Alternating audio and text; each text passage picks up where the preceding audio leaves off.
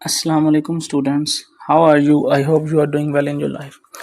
Student, मैं आपके लिए आज ये अपनी जो हमारी जो सीरीज़ है करेक्शन रूल्स की, उसके सिलसिले में मैं अगली एक वीडियो लेके आया हूँ। आज की जो हमारी ये वीडियो है, ये पास पेपर जो 2017 है उसके ग्रुप 1 की करेक्शन के रूल की वीडियो है। मैंने पहले भी आपसे कहा था कि आपने इन रूल्स को याद रखना है, ना कि इन सेंटेंसेस को। सेंटेंसेस नहीं रिपीट होंगे, आपके ये रूल्स रिपीट होंगे। तो जो अब हम वीडियो स्टार्ट करते हैं, तो उसके लिए आपने करना क्या है कि आपने अपनी कॉपी और पेन से लिख लेनी है, और मैं इन रूल्स को जब डिस्कस करूंगा आपने उन रूल्स को नोट डाउन कर लेना है, और उन रूल्स को आप लोगों ने विद एग्जांपल्स आपने समझने की कोशिश करनी है। ठीक हो गया? तो स्टार्ट करते हैं। पहला सेंटेंस है, it looks as if he ate stale bread yesterday. Stale का मतलब बुसी हुई। एज इफ का रूल है कि एज इफ के बाद अगर तो प्रेजेंट टेंस लगा हुआ है तो उसको आपने ख़त्म कर देना है वर में। ठीक है, यानी कि वर यूज़ होगा। लेकिन अगर पहले ही यानी कि पास्ट फॉर्म लगी है तो उसके आपने चेंज कर देना होता है परफेक्ट टेंस में, पास्ट के, यानी ही हैड ईटन आ जाएगा। ठीक हो गया? As if he had eaten stale bread yesterday. तो ये रूल समझ आ गया। अगर एज इफ के साथ आगे प्रेजेंट टेंस लगा हो तो आपने उसको वर में तब्दील कर देना है, और अगर वो पहले ही पास्ट टेंस है तो उसको पास्ट परफेक्ट में कर देना है। ठीक हो गया?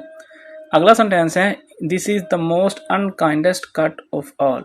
देखो, द मोस्ट भी कर रहे हो और अनकाइंडेस्ट, ये एडजेक्टिव का रूल है कि दो सुपरलेटिव या कंपैरेटिव, दो सुपरलेटिव या कंपैरेटिव डिग्रीज जब यूज होती हैं तो वो मोर के साथ यूज हो सकती हैं, या फिर उसके आगे मोस्ट लगा के, या फिर ई आर लगा के, या ई एस टी लगा के। अगर मैं सिंपल वे में आपको समझाने की कोशिश करूं तो ये है कि जब हमने किसी भी एडजेक्टिव की कंपैरेटिव या सुपरलेटिव डिग्री बनानी है तो उसको दो तरीके से बना सकते हैं। या तो हम मोर या मोस्ट लगा देते हैं पहले, या फिर उसकी अगर तो कंपैरेटिव या सुपरलेटिव डिग्री अपनी मौजूद है तो फिर उसके ई आर या ई एस टी के साथ उसको कर देते हैं। लेकिन ऐसे कभी नहीं होता है कि सुपरलेटिव डिग्री या कंपैरेटिव डिग्री लगी और उससे पहले हमने मोर या मोस्ट भी लगाया हो। ठीक हो गया? तो यहाँ पे हमारा जो सेंटेंस है इसलिए गलत है कि अनकाइंडेस्ट भी लगाया हुआ है हमने, और उससे पहले हमने मोस्ट भी लगाया हुआ है, तो यानी कि दो सुपरलेटिव डिग्रीज आ रही हैं।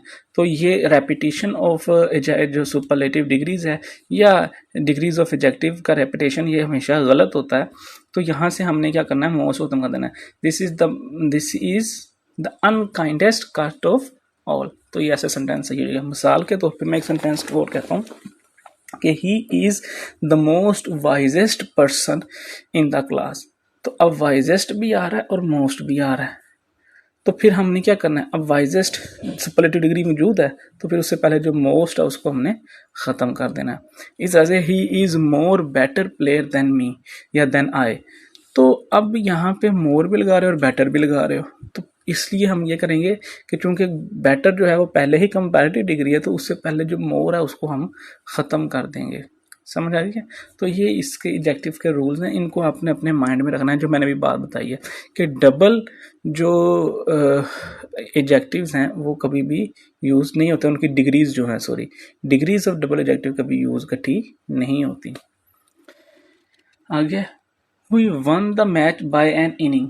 तो यहाँ पे एक बात याद रखना, कुछ नाउन ऐसे होते हैं जो कि हमेशा एस के साथ होते हैं, विदाउट एस आ ही नहीं सकते। मैं अभी मिसाल के तौर पे लेता हूँ, इनिंग्स है। अब यहाँ पे एक हो या दो हो, इनिंग्स ही आनी है। इस तरह से कॉन्ग्रेचुलेशंस है, आपने कॉन्ग्रेचुलेशन नहीं कहना, कॉन्ग्रेचुलेशंस होता है। इस तरह एड्स है, बीमारी जो होती है, वहाँ पे एड नहीं कहना, एड्स कहना। इसी तरह से पेंट्स है, वो एक भी पेंट है तो वो पेंट्स ही होगा। ये जो गोगल्स होते हैं, जो ग्लासेस होती हैं, तो वो गोगल्स एक भी होगी तो गोगल्स ही होगी। जैसे कैंची, सीजर्स है, तो वो एक ही कैंची है लेकिन वो सीजर्स ही होगी। ठीक हो गया? इस तरह से कुछ सब्जेक्ट्स के नेम होते हैं, जैसे मैथमेटिक्स है, एक ही है लेकिन मैथमेटिक्स। तो कुछ नाउन्स होते हैं जो कि उनको साथ एस बाय डिफॉल्ट लगा होता है, वो प्लूरल या सिंगुलर की सेंस देने से बिल्कुल साइड वाली बात होती है। ठीक हो गया? तो ये हमेशा याद रखना है इस रूल को। इनिंग्स हमेशा इनिंग्स ही होती है, और इस तरह से मैं जो दूसरे आपके साथ नाउन बोले वो भी इसी तरह से होते हैं। ठीक हो गया? तो अगला है, you do not dare to tell her what happened. Dare जो होता है ये ऐसा वर्ब है कि जो अपने साथ हमेशा वर्ब की फर्स्ट फॉर्म लेता है, उसके साथ ना वर्ब की सेकंड, ना थर्ड और ना टू प्लस वर्ब की फर्स्ट फॉर्म लग सकती है। इसके अलावा ये नोट डाउन करते रहे ना, मैं जो चीज़ें लादा देखिए अलावा मैं जो बताता हूँ वो लिखते रहा करो। जैसे वुड रादर है, ठीक है, वुड है, उसके अलावा शुड है, कुड है, जितने मॉडल वर्ब्स हैं, विल है, डिड है, ये वो इसके साथ डेयर है, ठीक है, ये वो तमाम के तमाम अल्फाज होते हैं जो हमेशा अपने साथ वर्ब की फर्स्ट फॉर्म लेते हैं। हम टू का इजाफा नहीं कर सकते, तो इसलिए you do not dare tell her what happened. इसी तरह से कीप होता है, सॉरी हाँ इसी तरह से। तो ये मैंने आपके साथ ये जो कीप है वो कीप वाली बात अपने वो मेरे बाय मिस्टेक निकली है, उसको आप रहने दें, यहाँ तक सिर्फ रहें डेयर तक, ठीक है। डेयर के अलावा मॉडल वर्ब्स होते हैं, ठीक हो गया। नीड, कीप नहीं कहना था मैंने, नीड कहना था। नीड के साथ भी टू का इजाफा नहीं करते। मिसाल के तौर पर मैं ये कहता हूँ कि you need not to worry about me, तो ये सेंटेंस गलत हो जाना था, you need not worry about me आना, टू वहाँ पे नहीं आना था। समझा दिया ये रूल की। अगला रूल है there is no place in this compartment. देखो जो चार दीवारी होती है ना, बाउंड्री होती है, जैसे चाहे वो कंपार्टमेंट हो, चाहे वो होम हो, चाहे वो कोई बिल्डिंग हो, चाहे वो कोई ऑफिस हो, तो वहाँ पे प्लेस नहीं आता बल्कि वहाँ पे रूम आता है, ठीक हो गया। तो आपने क्या कहना है, रूम। इस तरह से द स्कॉलरशिप्स वर कम्पीटेड। मैंने आपको पिछली वीडियो में बताया था ये प्रपोजिशन है। कुछ प्रपोजिशन होती हैं जो अपने साथ, कुछ वर्ब्स ऐसे होते हैं जो अपने साथ प्रपोजिशन लेते ही लेते हैं, ठीक है। जैसे राइट विद होता है, अबाइड बाय होता है। इस तरह से कम्पीटेड फॉर होता है, यानी कि आगे कम्पीट करना, मुकाबले के लिए हिस्सा लेना, ठीक हो गया। तो कम्पीटेड फॉर। आगे है any of the boys have written, any of the two boys have written a story।